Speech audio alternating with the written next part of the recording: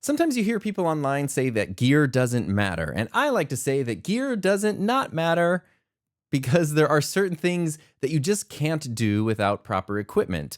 No matter what device you're using, if you're using your phone's built in microphone or you're using a really nice studio setup, if you don't have a microphone of some kind, it's really hard to record audio.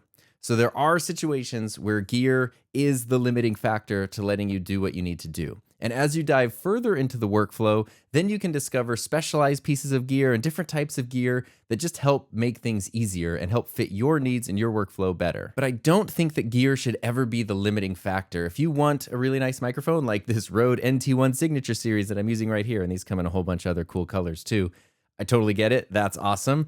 But if you're saying that you can't start your podcast until you save up enough money to get a microphone like this, and you don't know how long it's going to be to save up your money, just remember that the one thing you can never get back is your time. That goes for a lot of things in life. But if you start your podcast right now with what you have, you will be so much better off later on. Imagine 6 months or a year from now having already completed a season or more's worth of episodes versus not even getting started until you have all the perfect gear, which honestly, the perfect gear doesn't exist anyway. So you might as well just get started with what you have. You already have everything you need to create a podcast. The fact that you're watching me right now means you have a device that has an internet connection. It probably has a microphone, and it probably also maybe even has a camera.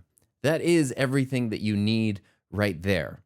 But I'm also assuming that you want to take things a little further, and maybe you do want to expand a little bit beyond that, and that's kind of what we're going to cover. All that in mind, what do you need to start a podcast if you want to step beyond just the phone or the basics to record? Obviously, you will need a microphone. You're going to need some way of recording your audio. So that might be a software application. That might be a standalone mixer or recorder like the Rodecaster that I'm using right here. And you'll also need a good pair of headphones to check your audio and help you edit later on. So once you select your microphone, you're going to need some sort of stand or a mount for it. There's a bunch of different kinds. I'm using a tall boom arm right now. That's what this microphone is on. But there are also low profile boom arms like this one right here. And there are also tabletop stands like the one I'm using right here. And these are basically the three most common types of mic arms and mic stands. It's very easy to overlook things like this. But once you get your microphone and you realize that you need to put it somewhere while you're recording, then you understand the importance of stands. As is the case with most things, there is no right or wrong, clear, best or worst when it comes to arms and stands. It just kind of depends on what your workflow needs. Boom arms, whether they're tall or short, are great if you really don't plan to move your equipment much because they just take a little bit more time to set up. They clamp to the side of your desk or your table. Some of them also even come with like grommets and mounts that you can drill directly into the surface of a table for a much more permanent setup. Tall arms like this one, this is the Elgato Wave, are good if you want to keep space clear down below because right now I can move my arms, I can adjust the Rodecaster, I can do all that. And you want to avoid having things kind of being blocked right there. They can be a little tricky though, sort of depending on maybe your face might get blocked, your eye line might get blocked with someone, since especially if you're sitting down, you tend to be a little bit lower than the arm, and positioning your microphone can sometimes be a little tricky on a tall boom arm. And that's where low profile arms like this Elgato low profile come into play because they do just kind of keep a lower profile. And that means it's super easy to kind of keep things open, not block your face. But I do have this kind of lifted up since I'm standing right now, but a lot of times when you're sitting at a desk with a low profile arm, and then if you have like keyboards or something you need to see right here, they can sometimes make it a little tricky to access that stuff. So it's not that they're, again, always the right or always the wrong choice. It just depends on your specific needs. And then tabletop mic stands are often the most budget-friendly choice and the simplest if you plan to move around a lot because they're small, they're portable, and you just set them on the table and you're good to go. They do, however, tend to pick up more of the table sounds than the other stands. So if I set this down, like I was sitting here and I tap the table, you can kind of hear how those taps and those thuds transfer through the stand to the microphone. That will be affected depending on the microphone that you're using, the type of stand that you're using. In general, these are more prone to that. If I go back over here to the tall boom arm, which has a lot of shock mounts, plus my mic is in a shock mount, and I tap the desk, you can hear me tapping the desk, but you don't really hear as much of that low rumbling as you did with the tabletop stand. So that's just something to keep in mind when it comes to using tabletop stands. And with all of these, prices vary like crazy. You can get very inexpensive ones for like $15 or $20, especially the tabletop ones. Like I think this is a Samson one. This is like a $15 stand and it's great. Boom arms like this, you can find $15, $20 ones, but they really tend not to last that long and you're going to end up buying, several of them probably in a small period of time as they fall apart. And so it's usually better to kind of go for at least that $80 to $100 price range for a taller boom arm. And then they go up to like $500-$600 if you want crazy ones. I've never spent that much on a boom arm. Nothing wrong if you want to. I really like the $100 to $130 boom arm price range is where I have found to be the sweet spot in terms of quality and reliability and just overall like practicality. Now, one thing that might seem a little bit counterintuitive is, for the most part, you probably don't want to hand hold your microphone for a podcast. Right now, I'm using the Shure SM58. This is a microphone that is designed to be handheld. You probably recognize it because it just looks like the default microphone that people think of when they think of microphones. The reason you don't want to hand hold it is because it can introduce a lot of issues with handling noise and positioning, especially not just for you as the host, but for your guest. If you know how to use your microphone, like right now, I kind of know I need to grip this microphone, not move my hand around too much, and then also pay attention to the cable because I don't want the mic cable to make a bunch of noise. So I can kind of keep a kung fu grip on the microphone right here and it's going to sound okay. I know how to position the microphone where even though I'm moving, I'm keeping it in a very even distance from my face. But if you're not that experienced with microphones, or especially if you're working with a guest that's not that experienced, and then they start touching the microphone a lot and they move around and they move the microphone a lot, your whole podcast is going to sound like this. And nobody wants to listen to that for an extended period of time. Additionally, a lot of podcasts are longer, right? A lot of podcasts, 45 minutes, an hour plus. Having to hold a microphone like this, like, it's tiring, it's exhausting, it becomes uncomfortable and inconvenient, and then you focus on your physical discomfort more than producing and creating the best podcast possible. Now, depending on your microphone, you might also have a problem with plosives. You heard that pa pa pa, Peter Piper pitched a podcast. Those sounds, you want to be really careful with those. If you notice, I have my microphone positioned in a very specific way where I'm not causing a lot of plosives, but you might want to consider using pop filters and windscreens to help your microphone sound its best. Some microphones just come with them, like this Rode NT1 Signature Series. Actually just has a little mount right here. The pop filter fits right into it, and then Peter Piper pitched a podcast. No matter how many plosives I'm projecting into the microphone, they don't really make it through the pop filter right here.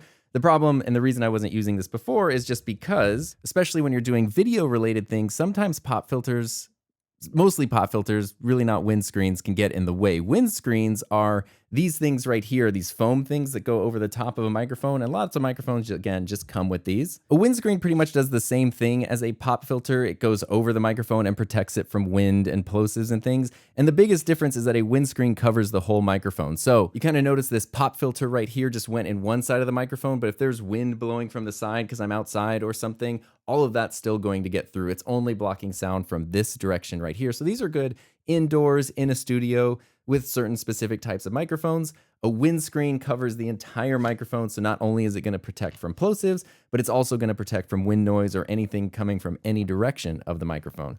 Now, again, a lot of microphones just come with them, like this Earthworks Ethos right here just has a black windscreen that came with it. I really love these colorful windscreens. So that's something I get asked about a lot. I get most of my colorful windscreens from an online store called reporterstore.com. I have no affiliation with them. I've just bought a lot of windscreens from them over the years. They work really well. The colors are really nice. The colors don't fade over time. You can find colorful windscreens on like Amazon and stuff, but a lot of them tend to be kind of cheap and have a very strong chemical smell that takes a long time to sort of off gas, and you're putting this right near your face where you're breathing, so I don't know that you really want something that has a strong chemical smell. And they also just aren't as high quality. These are higher quality actual sound and acoustic foams, and then they look good and they last a long time. So I strongly recommend those. But if you want to do the $6 special on Amazon, that's fine too. And why would I want colored windscreens? For me, honestly, it's just fun. I like it. I like that my microphone can look more like my microphone and not like necessarily everybody else's microphone. But there are practical purposes. If you notice here, I do have some colored cables running out of my Rodecaster. I've got these colored windscreens. You can even have colored microphones. In addition to just sort of looking cool and sort of making things visually appealing in the way that you want to, you can use colored accessories to actually kind of match things together, especially on something like the Rodecaster here. I can actually assign colors to these channels. So the buttons, this channel's blue, green, pink. I could make sure to have a blue cable go into the blue channel that is used with a blue microphone or a microphone with a blue windscreen. And I could even then put blue headphones on that channel. So that way the blue person is channel 1, the green person is channel 2, the pink person is channel 3. And if you're somebody running a podcast and you're doing the mixer and everyone's using the exact same equipment, it can sometimes be a little bit confusing to remember which person is microphone 1, which person's microphone 2. And so if you kind of know blue is 1, green is 2, you can very easily change. It just kind of helps reduce potential for errors. So in addition to just being fun and awesome, there are really practical purposes for using color in your podcast setup if you want to. So as we're talking about all the essentials that you need to get started with your podcast, microphones, some kind of audio recorder, microphone stand, windscreens, there's so many other little things. As Blink-182 would say, all the small things. You really need those to put your podcast together. And that does include things like cables, memory cards, and any specific accessories that your specific pieces of equipment require. So to avoid kind of trying to cover every scenario under the sun and sort of stick to the essentials here, I do want to let you know that I have a page on my own personal website, HiMyNameIsTom.com, that has a lot of my own personal setup recommendations aimed at specific purposes. So everything from single person audio only podcasts all the way up to multi-camera video productions. And I've included everything in those setups. So every bit of accessory, memory card, cable, adapter, I've included pricing, and these are all just my recommended pieces of equipment, and I do try to update them over time. So rather than telling you something right now that could change in a couple weeks, that's kind of a better ongoing resource for specific setups and specific pieces of equipment, especially those little things that can be easy to overlook or forget. But I did just mention video setups. If you are planning to add video to your podcast, then camera selection is also important. Whole camera, using cameras, and that whole world is a little bit beyond the scope of this. So just know that whether you're using a simple phone or a multi-camera setup with high-end bodies and high-end lenses, if you're doing a video podcast, you need something that can record for the duration of your show. So that means whatever camera you're using, whatever device you're using, it has enough power, it has enough memory, and it won't overheat, because some cameras will work fine for a few minutes, but when you leave them running for an extended period of time, like the length of a podcast, they can get too hot, they can overheat, and they can shut down. And it is not a good feeling to either get to the end of your podcast and realize that your camera stopped at some point halfway through, or be in the middle of a really great discussion and just hear a camera shut down. That's a feeling of fear and terror that I don't wish upon anybody. Now, if you're using a single camera, which is the simplest way to record a video podcast, you can either record internally or you can connect the camera to a computer and record directly there through software. But just know that then if you're using multiple cameras, you can then also have all of them record internally and edit the footage together yourself afterwards. That can be a little bit tedious. So a lot of podcasters use multi-input switchers like this, which let you connect multiple cameras together and then switch between them live during the show. You often have the option to connect an SSD to your switcher depending on which one you get, and then you can actually just record directly here, or you can run this to your computer and record in software over there. I just want to let you know, if you're thinking, how does a video podcast work with multiple cameras? This is a pretty common way to do it. Some more advanced switchers even have auto switching, which lets you pair an audio source to a video source, and then the switcher will automatically switch based on who's talking. And it's really cool. It's like such a cool, fantastic time saver. It works really well. Usually the switchers that have that are a little more expensive though, so it's not going to be like the $300 switcher. It's going to be the $1,200, $1,300 switcher that has that. The bottom line, the only thing I need to let you know right now, if you want to use multiple cameras to create your podcast, you've got a lot of options. The last thing I want to mention when it comes to video for now is whether or not you need to record in 4K, because this is something, as 4K video has become more accessible and kind of more expected by both creators and viewers, it's something that naturally pops up when you're talking about creating a podcast, because 4K footage, like you're seeing right now, looks fantastic. And in an ideal world, I think we'd all want 4K, but 4K workflows can be super tricky, and they can often require you to 4K over a lot of cash to afford the gear that you need, because you need a computer capable of processing and editing 4K footage. You're going to need a lot of storage space. So much storage space, probably 100 plus gigabytes per podcast episode if you're doing multiple cameras. A video podcast probably doesn't really need to be in 4K. Of course, it depends on the topic, but regular full 1080 high definition is more than enough to look super excellent and it's going to take up so much less space. It's going to be so much easier to work with and edit those files, especially if you are creating those longer hour-plus episodes of your podcast. 4K can just be like downright impractical, and the law of diminishing returns is very real when it comes to something like video. If you go from an old phone that might not even shoot high definition, just a standard definition phone, and you jump up to a high definition camera, boom, you're going to like such a huge increase in quality. But then, especially for a sitting and talking type podcast, if you go from full high definition to 4K, it's not going to be as much of a drastic difference, especially if you just focus on something like your lighting, the actual content of your podcast, your audio quality. That 4K versus 1080 video quality probably isn't going to be enough. It's just not going to be enough to make it worth it, all the extra work that you have to do. And if you are planning to use video switchers, most video switchers, at least at any practical price point, are only 1080. They do not even come in 4K options. So for the most part, if you're doing a video podcast, expect to do a 1080 full regular high definition workflow. We kind of covered a lot there. Those are the basics when it comes to the essential pieces of equipment you'll need to create a podcast. But hopefully this gives you an idea of what's needed so you can dive in and have some fun. And speaking of fun, thank you to everyone who helps fund the channel through YouTube channel memberships. And if you want to know more about the podcast production process and all that alliteration, check out these videos right here.